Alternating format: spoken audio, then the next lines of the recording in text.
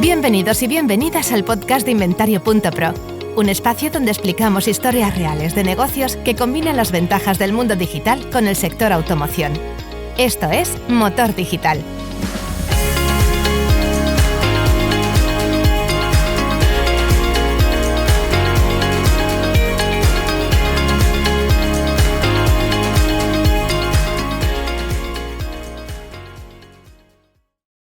Hola, ¿qué tal? Bienvenidas, bienvenidos a un nuevo episodio del podcast de Inventario.pro. Por si no tuvimos suficiente con la primera ocasión, vamos a hacer otro capítulo en inglés, porque hay muchas cosas interesantes en el mundo que creemos que vale la pena traerlas. Esperamos que os pueda ayudar a escuchar y a ver, pero nosotros a entender lo que nos plantea nuestro invitado de hoy en un formato diferente. Hoy lo que haremos será pasar al inglés desde ya. So I'm going to switch in English. Welcome everyone to this new episode of the podcast of Inventario.pro. Today we have a different host and a guest. The different host is going to be David Pilo. David Pilo, the CEO of Walcu. Hello, David. Nice to meet you again. How are you? Hey, Edu. Thanks for having me here again. It's a pleasure. In a few episodes, it seems that we are going to break the record and make balance between podcast in Spanish and podcast in English, right?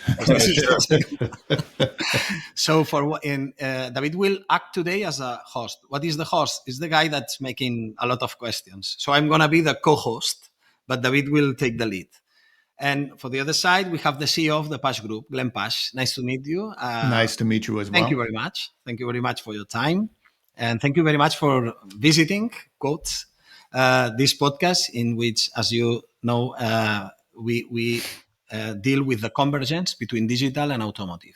Mm-hmm. This is a so broad, very broad subject with many topics to cover. But today you are going to explain many things that you do in the Pasch Group that we hope will help our audience, which is normally people in the industry of the automotive in Spain, but now in other countries. And let's hope that this is going to be a great episode. So thanks, Glenn, again. Thanks again for your participation. Oh, thank you so much for having me. I'm looking forward to it.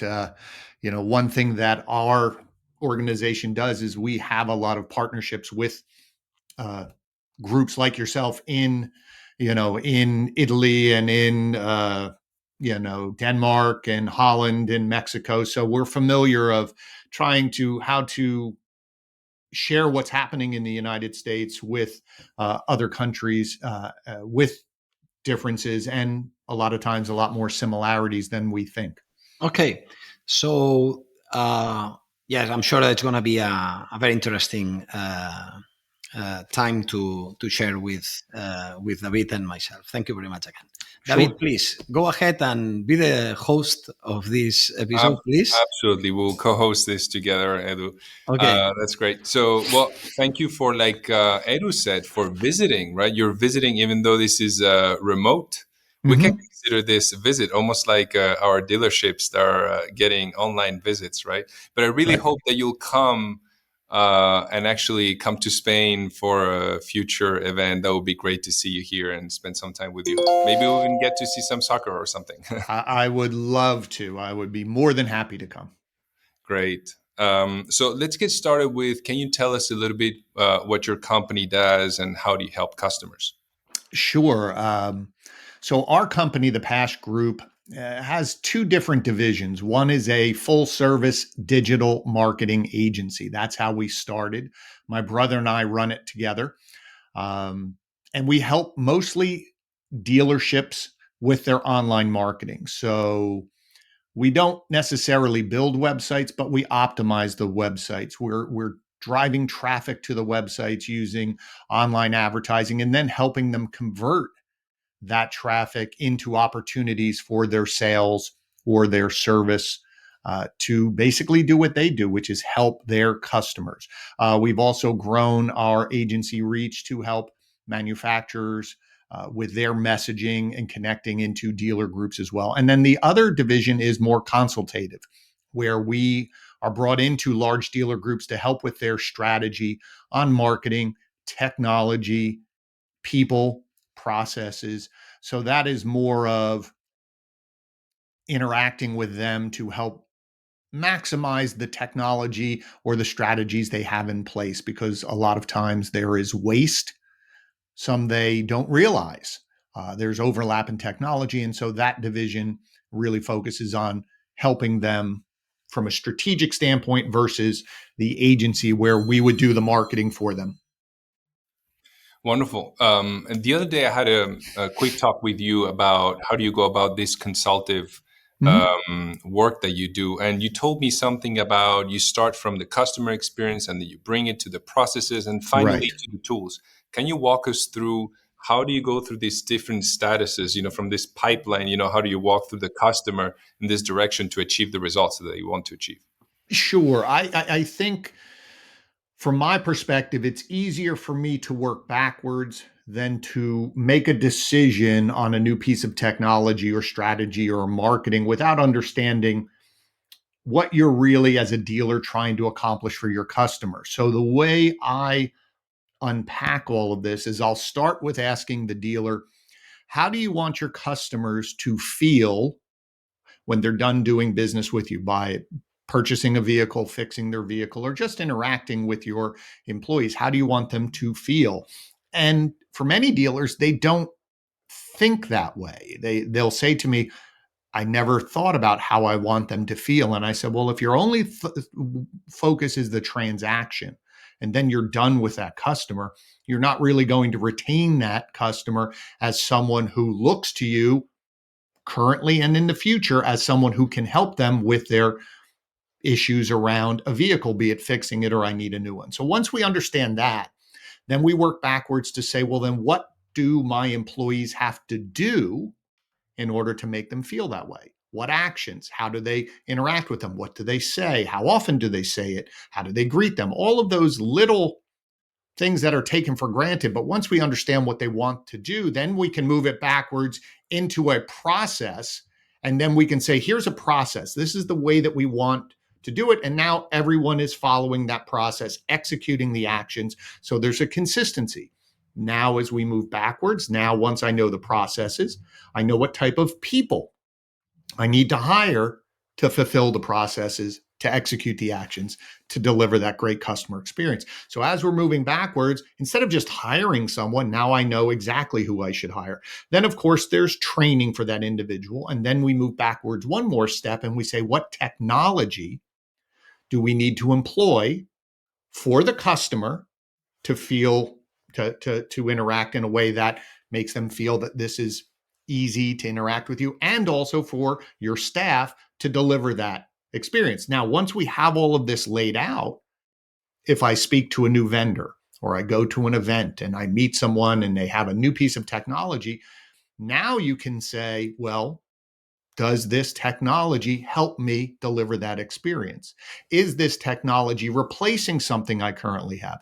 Is this technology an add-on to what we have, or is it an overlap? Because just because the technology sounds good or a new strategy sounds good, it may not support your vision, and it will do more damage or cause more confusion.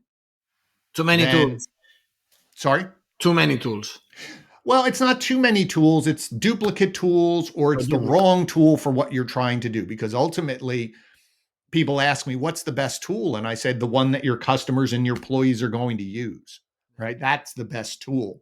So once you think that all through, now you're in control of the customer experience, your processes, your staff, your technology, and it allows you to be more efficient and more effective. If you could say one example of the first question, what could be the possible answers? For example, if you go to two different dealers, what would be the difference on the first answer? Because theoretically, everyone wants to treat well the customer and get the most, the best service, best possible service. But I think there are some things that could be different between them, right? Yes. So, for example, to your point, everyone wants to say, I want to help the customer. I want to have a good experience for the customer. But are you answering the phone when they call up, or do they wait? Do you give them the answer that you want. So for example, if I came and met you at the dealership and started asking you questions about a vehicle, you'll answer me one way. But if I submit an online form and we're going back and forth over email or even over the phone, are you treating me the exact same way? Or is it, well, I can't really tell you till you come in? Or just every salesperson does it a little bit differently. You may think that we're all giving them the right experience, but maybe I do it a little bit different than David does it, a little different than you do it. So the experience is more about what I as a salesperson want to do versus this is the exact same way that everybody is delivering that experience. I think that's a great segue to ask you about BDCs. You mentioned that you want to make sure that people pick up the phone and they answer customers' questions. Have you been in situations where the customer had an external BDC, and how would that compare to maybe a BDC that's in-house within the dealer? And what would be the difference between the customer experience that they would receive? Have you had this kind of experience before? Yes, there are in the United States, they have various those two versions where you would have a group of people, be it a BDC, which in the United States, the BDCs a lot of times are not the people who are going to sell the vehicle. They're the first initial interaction. They're trying to set an appointment to have that person come in. If they have a question that is too detailed about the vehicle, they'll transfer it to a salesperson. So that experience, now that's internally. Now, some will have people whoever's answering the phone or communicating with that customer, that might be the salesperson all the way through. I start talking with the customer, I set the appointment, they come in, they deal with me, I sell the car. So there's a little difference there. In terms of external, they do have some external BDCs, meaning that they are not in the dealership. Sometimes it's a completely different company. Or sometimes if you have a multi-store group, they will have one central location that handles all of this. The upside of having that BDC who's off-site is they're not distracted by anything going on in the dealership. So they can really just focus on the customer. They can be more efficient. They can answer quicker. They can not have any of that lag in between responses. The downside is they may not have all the information about a vehicle. So now either I have to call to a dealership or transfer, or the customer has to wait. So there are pros and cons to both sides. But the key is thinking through all of those scenarios and coming up with a solution that's best for both the customer and your employees. So under what circumstances would you recommend maybe to have salespeople pick up the phone directly or have a BDC team dedicated to this, pick up the phone? Ideally, in my best case scenario, I would always have the salespeople answer the phone because we're getting the person with the information, the expertise, and the knowledge connected with the customer sooner. So there is no, I can't answer that. Let me go find someone. Hold on, let me transfer you. So it's not, again, we want to have a better customer experience. So we want to connect the experts with the question. The problem with this, and the reason why BDCs came into existence, were salespeople didn't want to follow up. They didn't want to send emails on day 3 or day 4 or make follow-up phone calls. They only wanted to focus on the people who are ready to buy today. And if you were not ready to buy today, I would make one phone call, send one email. And well, if you were serious, you would come into the dealership or you would call me back. That's not really efficient. So that's why BDCs began. And it's finding that blend between the BDCs and the sales team to be most efficient, where someone is focused and answering, but then connecting them very quickly with the experts. Is there a good solution to merge both worlds? Because the frustration when the first call isn't successful, for a guy that is prepared and mentally prepared to make the sale of the car, it's a little bit frustrating when they make the call and no one is picking up. So, right. Do you have any recommendation or any suggestion on how to deal with the fact that you have to recall sometimes, many times, before you get the final call that will lead you to the sale of the car? Because the first one is not just successful, but it's a lead anyway, and be a good lead, but no one is making the following up if the caller is the salesman or the salesperson. Sorry, not the salesman. Yes. So the best solution that I've put in place in multiple dealerships of my clients, and it has been successful, is the BDC. They're not distracted out on the sales floor with customers coming in or appointments and things like that. So when that first opportunity comes in, the BDC makes the first phone call, sends the first email, and if they're texting or using WhatsApp, if that's in the process, they would be the first one because they're seated at their computers, they're watching, and there's no distractions. Once that initial communication goes out very fast, then I would assign it to a salesperson and tell them for the next 4 days, 5 days, it's your job to follow up. Now, what you need to do is make sure they know what they're sending out each day, what type of phone calls they would make every day, or else the only thing they're going to ask is, when do you want to come in for your appointment? And that's a very small amount of people versus someone who is starting their journey and maybe in a couple weeks I'm ready, but I have some questions. And then after those 5 days, give it back to the BDC and let them do long-term follow-up. But those first 3 or 4 days, that's when customers have those questions. They need to talk to somebody. Yes, it can be frustrating for a salesperson, but if you limit their time and say, just do it for the next 4 days, we've found very good success. You have 4 days, and then if it gets colder, yes, goes back to another kind of process and another journey. So, absolutely. And I think the biggest thing to what helped me convince the salespeople, and this to me what made sense, and all of a sudden the salespeople understood the sense of urgency, because what I said to them, I asked them a question: how many people do you think are on your website in a given month? How many visitors to the website? Now, most of them would say 200, 300, 400.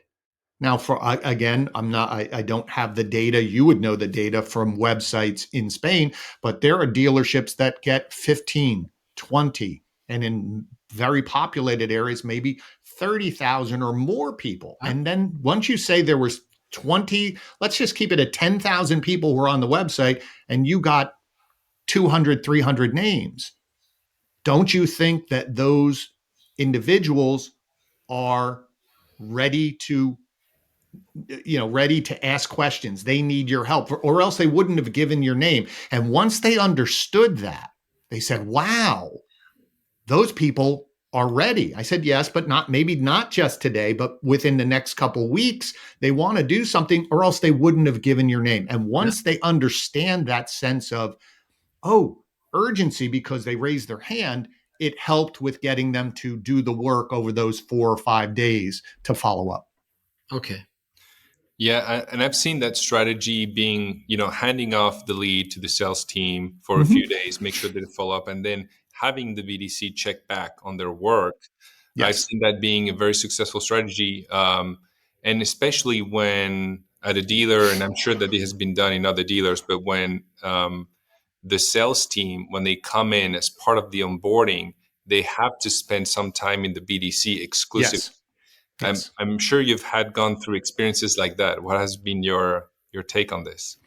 I think it's absolutely necessary, because we can't expect the salespeople to understand the process unless we show them the process, because either they've never worked in automotive before, so we have to show them what to do, or they worked at another dealership and we're not sure what their process was. So it is that idea of you are going to be using the CRM, you are going to making phone calls, you are required to follow up. So yes, a lot of dealerships have a new salesperson has to spend 2 weeks, 3 weeks. I've seen it as long as a month to work those opportunities. And then you can go to the sales floor because now you understand how to use this technology. And now you're focused on a different piece of the customer journey, which in a lot of ways, now I know how to set my appointments. I'm not afraid to follow up. And I'm setting more appointments because it's in that fresh window of those first few days where probably 80% of your appointments will be set within 4 days of receiving that lead into your system if you have a focused process that is focused on engaging the customer, not just asking when they want to come in, asking them questions to get them to respond back to you. Once they respond back to you through email or phone, then turn on your salesperson skills and do what you do normally, but you have to be engaging them and asking them questions in order to get them to respond to you. Would you say it's fair? Would you say it's fair to say that salespeople going through this exercise of going into the BDC for a month or what, that it makes them, appreciate, work better with the BDC colleagues, appreciate more the rigor and the effort that it takes to do a rigorous follow-up with discipline? Do you think that's something that contributes? Absolutely.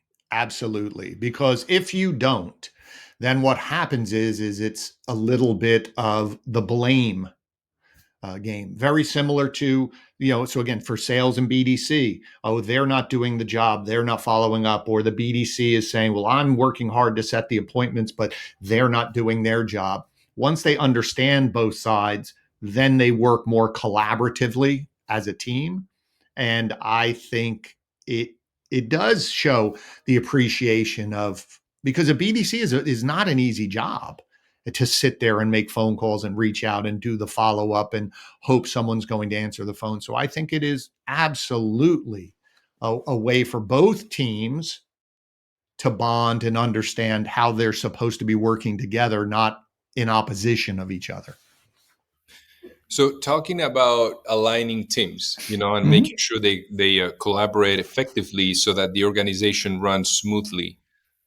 We could probably apply some of these principles to the marketing department, right? Yes. As a side note, our marketing person here, we've got one person in the company that takes care of that. We've had him be in the sales team for 3 months. He first started as a marketing guy, and we were not happy with the alignment. We felt like there was a big disconnect between our marketing department and our sales department. So we decided, hey, you're going to become a salesperson. You're going to be in this role for 3 months, and then you'll step back and you'll go back to your marketing. I think it's worked great for us. I don't know if you've seen anything like this done in the dealers, among the dealers, but what do you think about this idea? Do you think there's a misalignment? I don't know. I've seen it selectively where people who have sold evolved into a different role, but I think it can work, and for you, it's been successful. You may have someone who is good at marketing but not good at selling, and then they quit, and you lost a good marketer. But what I do think is important is aligning the teams, meaning that the marketers either have meetings with the sales team, engages with the sales team, tries to understand not necessarily how to sell, but if I'm sitting with the sales team, I would say, well, what are some of the common questions that you're being asked? Or if someone's coming in to look at our brand of vehicles, what else are they looking at, so that I can supply the sales team with either material on the website, something to send to their customers that helps the sales team sell. But if I'm not engaged and I have my ideas as a marketer, what might work, and the salespeople go, well, that doesn't work, or they're saying the wrong thing, you're right. It's a disconnect between sales, because then sales is going to say marketing's not generating leads. The leads that they're generating are bad. And then marketing saying, well, the salespeople don't know how to sell. I'm sending them lead. And we don't want that combative. So the more that they can work together and meet together and understand each role, I think it's great. If you can get someone to be a salesperson for a while and then stay in marketing, I think it's great. I just think it's that collaboration and breaking down the silos between the departments, so they understand each other and work towards helping each other versus blaming each other. Right, and that's not easy feat, right? Because oftentimes they use different tools, and maybe they don't see the same information.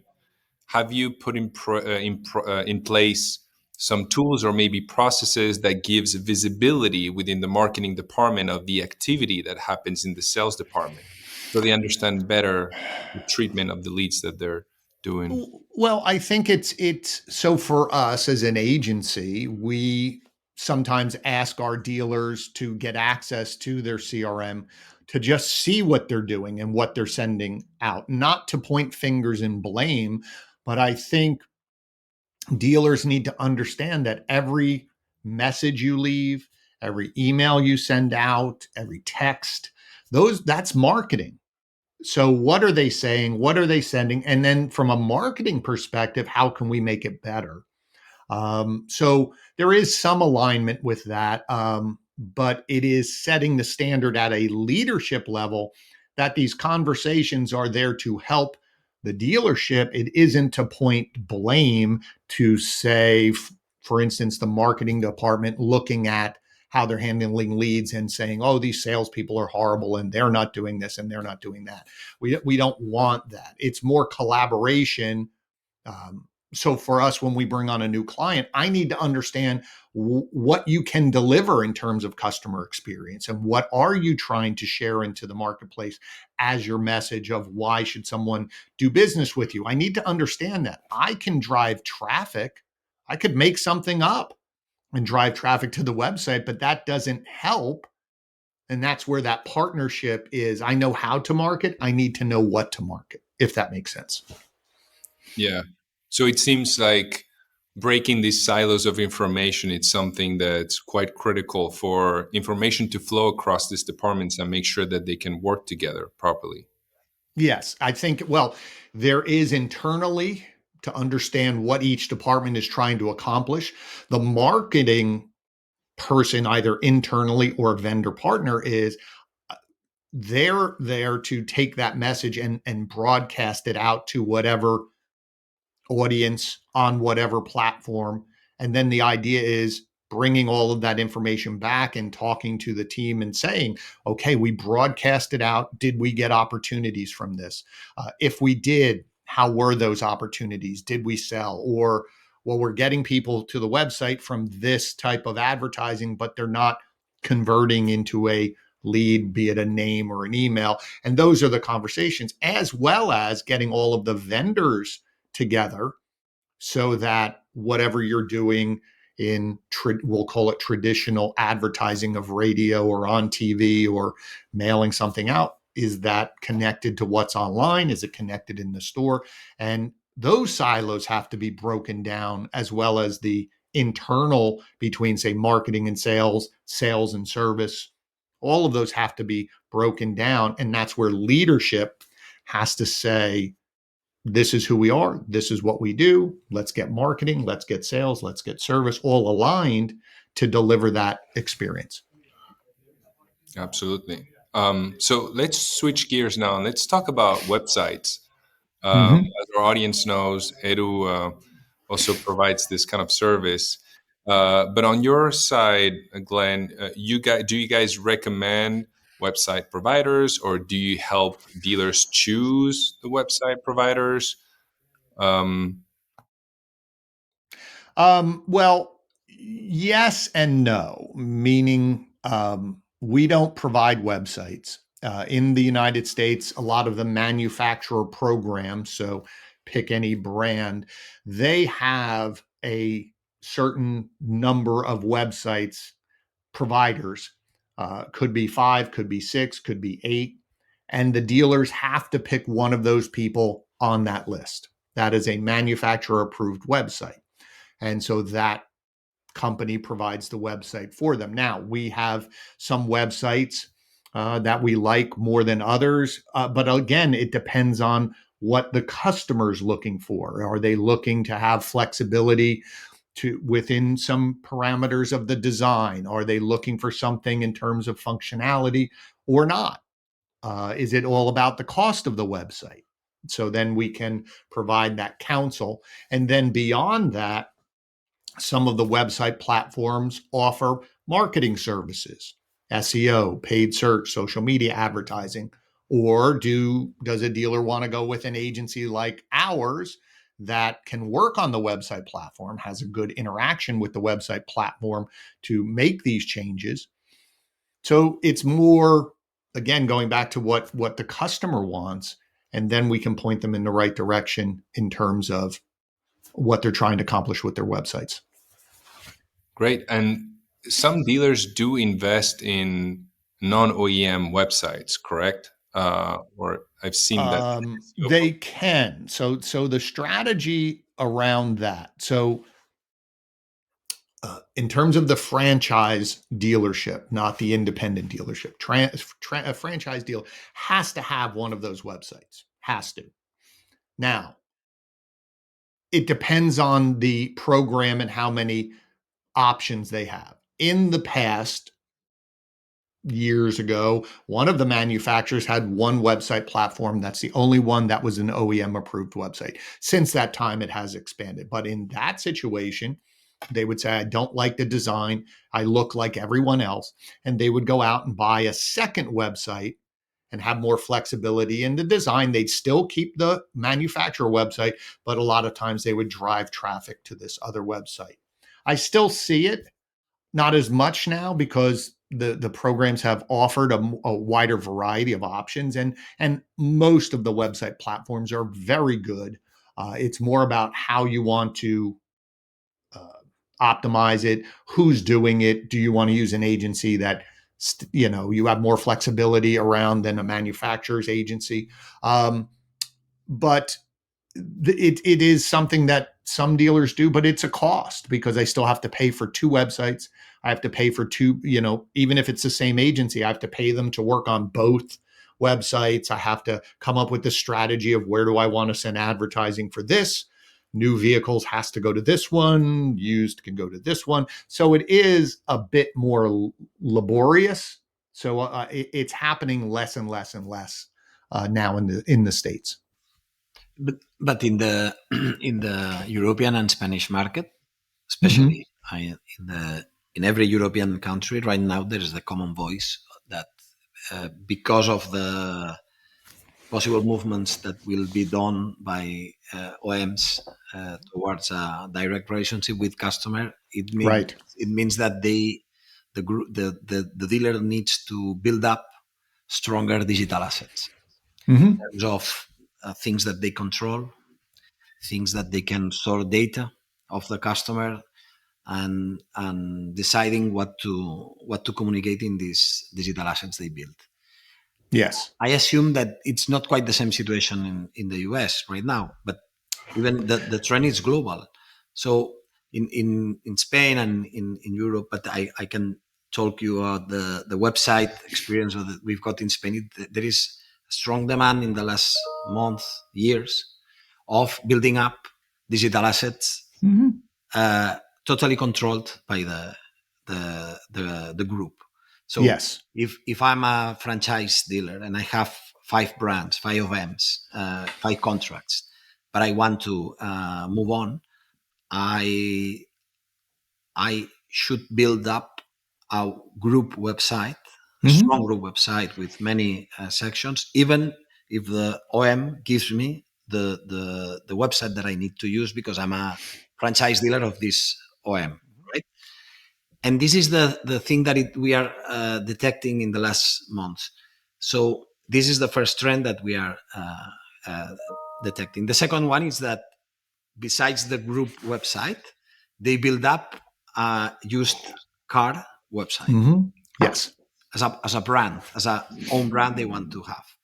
And lately, in the last months, there is also a strong movement. Maybe we can talk a little bit about this trend of subscription and rent, leasing cars. Yes. Cars to be not to be owned by driven.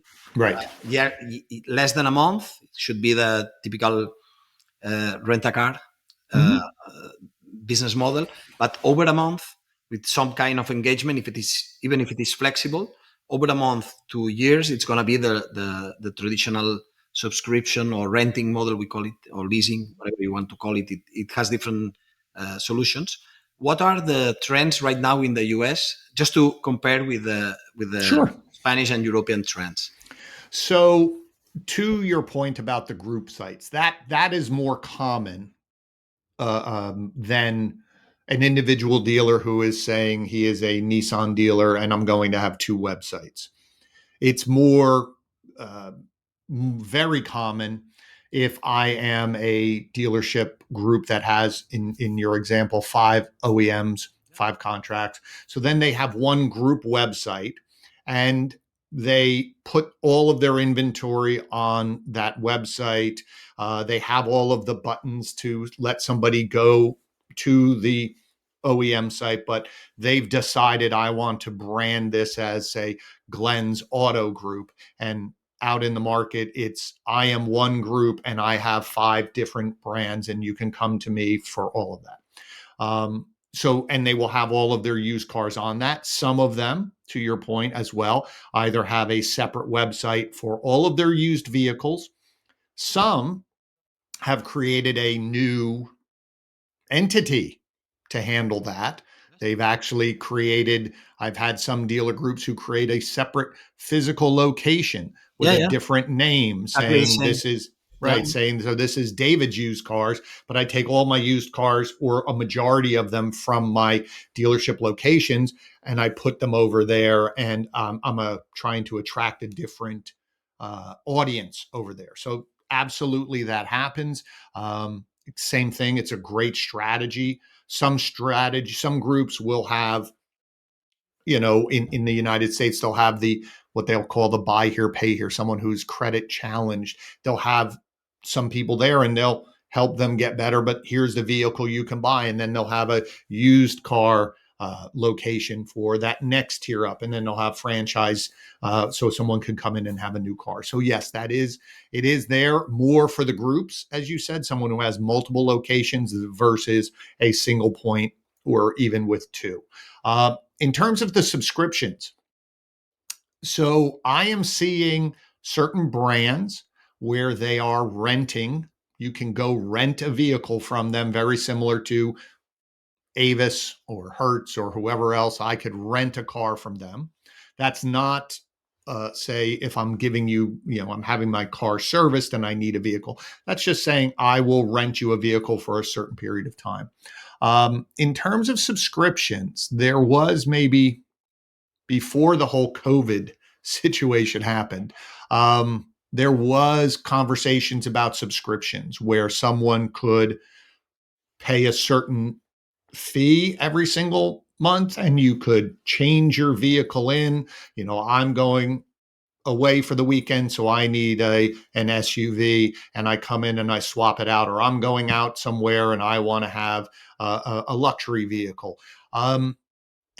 It didn't catch on as much as everyone thought. And again, it could have been COVID. I had a couple dealers who really tried it and really invested time and money in advertising, and it just didn't seem to be as successful where it would be a long-term business model. I don't think people felt that swapping their car out all the time, because also the price point to be able to do that was higher than me purchasing a vehicle or leasing a vehicle as we would do here. So people didn't, I just think it became a cost factor. So a small pocket of people could do it and it sounded fantastic. But in the execution, I'm just not seeing it work. Yeah, this one that you are mentioning, that is, I don't know, I have the same car from Monday to Friday, and then I swap this car for a weekend and so on. Mm-hmm. if I have to speak for the Spanish case, it's really, really not used, but Yes. it's growing. I don't know if the unit economics will come up as successful or not, but the trend now it's month to month or over a month, and less than a month is going to be days or weeks for the same car without swapping the car. So you get the car, Right. at least in terms of subscription, should be this car will be your car this month. Okay. Right. Then during this month, it depends. You have to confirm for the next month this car or another car, or you keep it for a longer commitment with a less price, which is a year or 6 months. I don't know, whatever. But it doesn't change the car during the commitment. So you got this car, and for the next period, it's going to be this car or another car, but you don't swap it. Yeah, we don't see that as much. What we do see, though, is more of these entities that are coming out where it's very easy to get. I think one of them was the zip cars and things like that, where I just go and I get my car for a week or 2 weeks or 3 weeks or whatever it is, and then I just bring it back and I don't have to worry about it. But dealers, it's not working that well with dealers where they're going to let you have a car for a month and then come back. And I haven't seen it really happening consistently here in the United States. Okay. Can you believe it's been 15 years since the zip car? I was very fond of it. I was using it for maybe an hour or two.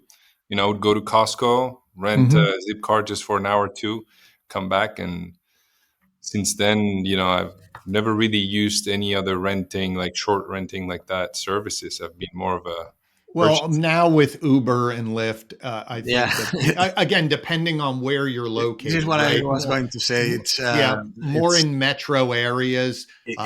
So when I travel now, it is a decision where I still like to drive. So sometimes I'll rent a vehicle, but if I'm going to a conference and I'm going to be more or less in the same location at a hotel, if I'm going to Las Vegas, it's always Uber and Lyft. If I'm in a city, it's always Uber and Lyft versus rental cars. And I see a lot of people now, no matter what, even if I have to drive 45 minutes, I'd rather do the Uber and not have to worry about it. And I can do work in the car and have calls. So that's where I'm seeing a lot of a shift now in terms of renting vehicles.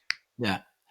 The thing that I want to know finally what's going to happen, because I'm not so sure about the unit economics of this whole thing. The business unit that you put part of your assets in motion from month to month or from year to year has to be carefully balanced, because those cars have to be then put again after a year, have to be put in the used car business. They have to leave the assets and they have to be sold. And we'll see how it works. But right now, the demand that we are experiencing as one of our business lines is in inventario.pro is website builders. They are every time asking us if we have components or capabilities of building up subscription services or renting services, more than short-term rentals, days, weeks. Right. We'll see. I don't know.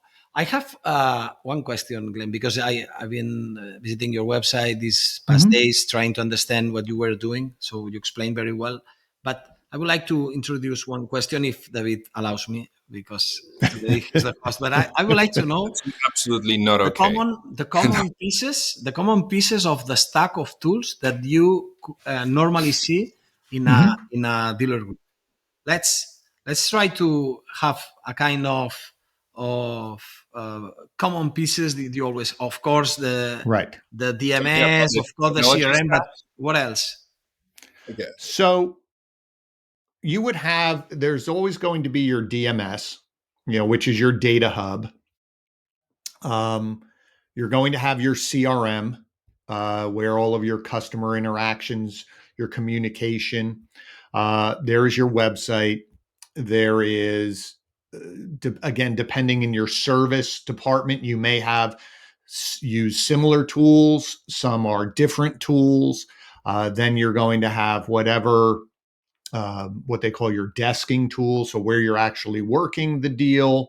And so then they're adding on technologies of what technologies you want to have on your website. Do you have a tool on your website where someone can get a evaluation for their trade? Do you have some technology in the store where someone's walking around with an iPad where I can give you an appraisal for your vehicle very easily as well? So there's so many different pieces. A lot of it depends on what you're trying to accomplish. As I said earlier at the beginning, what type of tool do I want to use for chatting with somebody on my website? Do I want to have a tool, which they're now calling the digital retailing tools, where someone can almost buy their car completely online, or could do it if they want, or just complete certain stages of the process of getting a price, getting a trade evaluation, getting approved for credit before I come into the dealership. So it saves me time in the dealership. And there's companies now that are trying to provide an end-to-end solution for all of this, building it themselves. There are companies that over time have bought pieces and are trying to align it into, again, one technology stack that communicates, or dealers have different pieces because I like this product in terms of how I use it for chat, or someone else says, I like this CRM versus that CRM. DMS platforms are probably the one that gets changed the least, where websites might change, agencies might change, CRMs might change. Not every year, but maybe every 18 months to 2 years, they're thinking about it or looking at it more than, let's say, the DMS. And according to your answer to my question, what is in this group of types of tool you mentioned, the role of the CDP, the customer data platform? What is exactly what you're trying to explain in the website of Pasch Group? You are talking a lot about CDPs as the one possible solution that overcomes the problem that you've got many data in the DMS, many data in the CRM, and many data flowing through your digital assets and so on.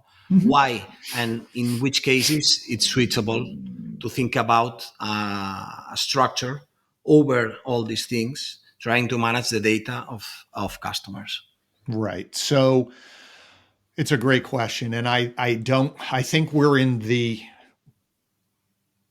initial starting point or conversations about this, very similar to when, if we can think back to when the first websites for automotive started, where it was just a listing and maybe you had a picture, where now all of the complexities of a website. So we're definitely, I think, years out from it being commonplace. It's more common in industries outside of automotive. So in the financial services industry, the goal is that in most of those companies, I, Glenn, am one record. They have me. If you think of it as your credit report, your credit history, they have everything. They have every job where you work. They have multiple emails over the years. They have different phone numbers. They have different addresses for you. Credit cards that are open and closed, loans that are opened or closed, but it's one record that everything gets updated. And that's what this idea of CDP is for automotive. To your point, I have information in my DMS. I have information currently in my CRM. Maybe I have a completely different tool for service. Yeah. My advertising. And so ideally, what this is if we could get all of our data in one place, and now as the tools update, so I come in for service, it updates that one record in the big, call it the CDP. If somebody opens an email, marketing, they come in and buy a car, they changed address, everything is one record that gets updated. And so it becomes rich data that you as the dealer own in this platform versus, well, if this agency leaves, they take it, or if I switch DMS, I lose some data. And what we're trying to do for our company, our clients, is work with them for their CDPs. So if you change vendors, you never start at zero again. You have the data, but now the vendors are working out of your data pool versus you working out of their DMS and their data. And I'm over here in this tool and their data, and they have it all and those platforms don't talk to each other and update it. And so that's the goal. And there are some products out there that are starting to talk about this and execute on this. It is still in the early phases. Some large dealer groups are going to the CDPs that are outside of automotive, like a Salesforce or TransUnion, some of these ones that have been doing it, to say that's stable, that's useful. Now, how do we get our data into there? And then all of our vendor partners to update that. So what do you think the future of data interoperability, and exchanging data, or making it easier for customers to access data from their DMSs, CRMs, et cetera, whatnot, all these other tools, is going to look like?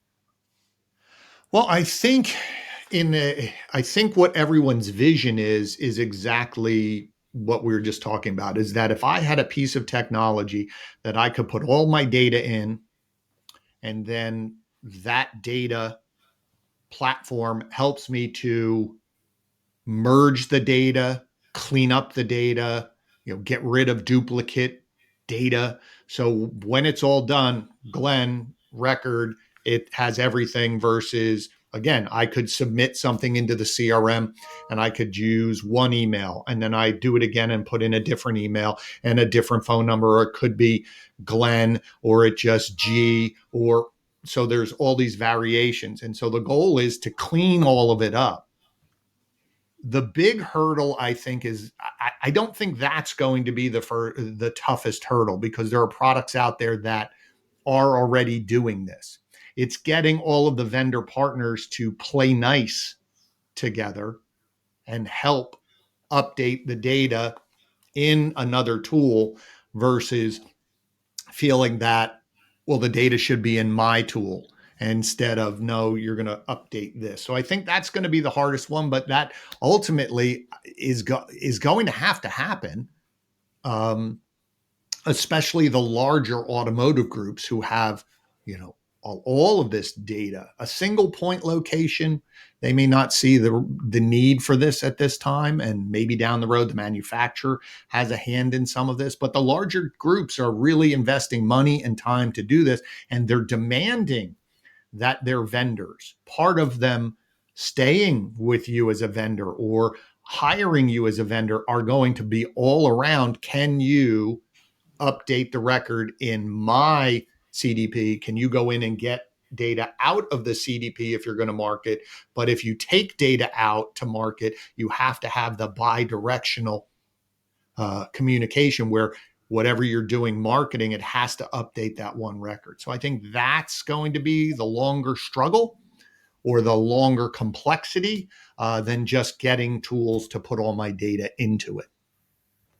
Yeah, and I would probably say that exchanging data and making it easier for other platforms to access your data, if you own a platform, is probably a pretty good strategy to get to be a sticky product. Because now, if a dealer has to remove this DMS or this CRM, and this CRM is already connected to a bunch of other products, now he has to think about the complexity of not just removing one thing and put it into place with another. Now he has to worry about all these other connections that he put in place, almost as if they were roots, right? So probably derouting this program, it's harder. And I think, I don't know, that's how I see it. And there's some dealers who don't even know what roots are still in there. And I think you make a really important point, is that there are times where you say to a vendor, okay, we're going to part company, but they still have access. You didn't know that they still have access. We've looked into analytics and looked at different things and said, do you know that so-and-so has access? Well, we fired them a year ago. Oh, they still have access. So sometimes it's not conscious that some dealers just don't know all those routes. And I love that imagery, because that's exactly it. You have a lot of tentacles and a lot of roots going on, and you don't know what's connected. So by having that one location and having partners that you only access the data while you're working. You don't own the data. You're just borrowing the data to do whatever it is you're doing. And then it's my data. So I have that ability to change vendors as I see fit. And it's my data always. It isn't your data, and I have to ask for my own data back. But I just think that it's going to take time to do this. And one of the fears that some dealers have is, if they find a product that right now is good, what happens if that product gets bought by someone bigger to merge into theirs, or right? Versus someone who is. But it can happen also with your DMS and your CRM. Any tool can have this issue. So absolutely. No, any tool. But if you want to change your website, or you want to change your CRM, or you want to change the DMS, I know that it has a very high cost of changing things, because it's like the operational system of the company. So it's not that easy. But many fears that our groups in Spain, David, you know that very well. They fear two basic things. It's, will I be able to have sovereignty? I don't know if I pronounce well, but it's I want to be the sovereign of the data that I'm managing, because this data, it's mine. It's my group. It's the work that I've been doing by servicing my customers in the service part, in the dealership part, in the marketing, when I deal with portals and the lead comes to us.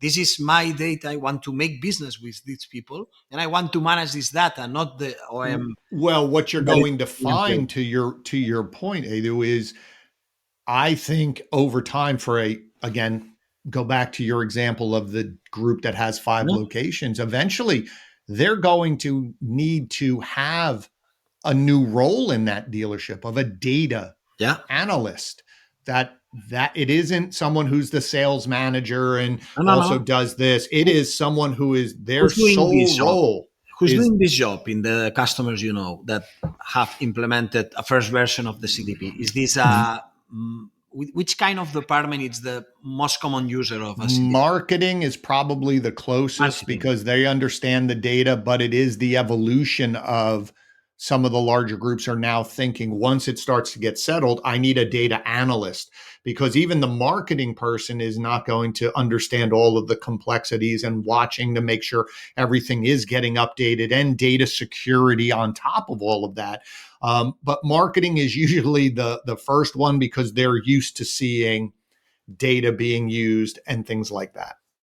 But will not be marketing the user of the next phase, I guess, because in my feeling, my perception, when you want to make cross-sell, you need to speak to sales managers and to say, hey, look, I have, 20,000 guys that went to our service in the last 3 years doing this, and that, and they have this car. Would you like to make business out of them for selling new cars or used cars? You have to speak to the sales manager, or to the guy. Oh, absolutely. Yes. But I think that the marketing just is, they're the ones so far that have been coordinating this. But to your point is, I think there's going to be someone who is maybe not even in the dealership right now, who you're going to have to hire someone who is a tried and true data analyst who understands data, understands gets requests from any area and generates the file or the data set. Absolutely. So a kind of data manager, you mean? Yes, I think a data manager is probably the title that someone's going to have growing over the next few years, especially in these larger organizations, someone who is capable of managing the data, making sure it's updated, aligning these collaborations between vendors so that the marketer can go in and do this. And so the managers can look at data and make decisions. But this person oversees and maintains this data lake and maintains the purity of it, so they can go in and query give me everybody who bought this car, give me everything to this. So that way someone can make decisions of how do we want to engage them? What do we want to do with them, market them, retain them? So yes. Very interesting topic. Yeah, and Edu, you mentioned data sovereignty, and probably I think that becomes a reality once you know that you can recoup all the data from a system. And that sounds like a basic thing, but it's not always true. I've heard horror stories where a dealer says to their DMS in the States, and I don't know, in Europe probably too, but I want to get my 15 years worth of data, and they say no. You can't do that. You're going to our servers cannot handle this kind of export. Probably, Glenn, I don't know if you've gone through any experiences like that, but that's probably the beginning of data sovereignty. Well, it's also whether the servers can handle it or not. Again, that volume or age of it.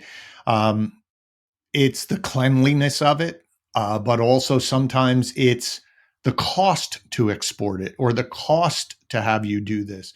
That sometimes comes into play as well, where you would say, oh, I'd like all 15. Okay, you're still going to have to pay us X for our team to export it, clean it, so then it becomes a financial decision. Okay.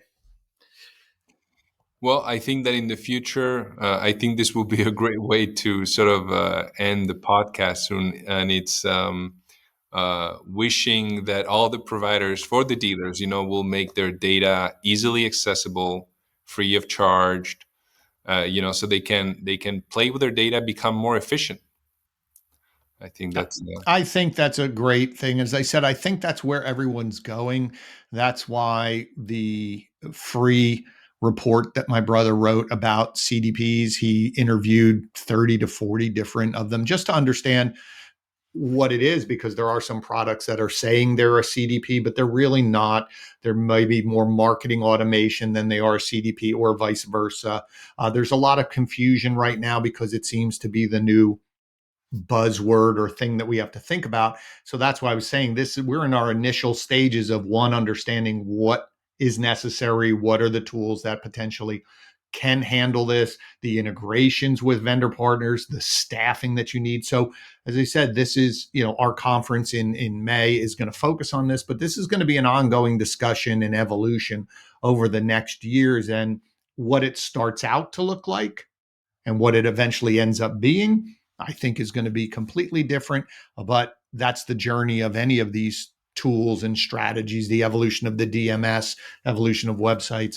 I just think that we have a long journey, but this is very important for dealers to start having the conversation or doing research to understand it, so that when they're ready to make that decision for their group, they're informed versus having someone tell them what they should do and they don't feel secure in their decisions. I think it's going to be a long journey, but an exciting one. I look forward to see all the innovation that's going to be brought into the automotive industry. I agree. CRMs. So, Edu, any closing remarks?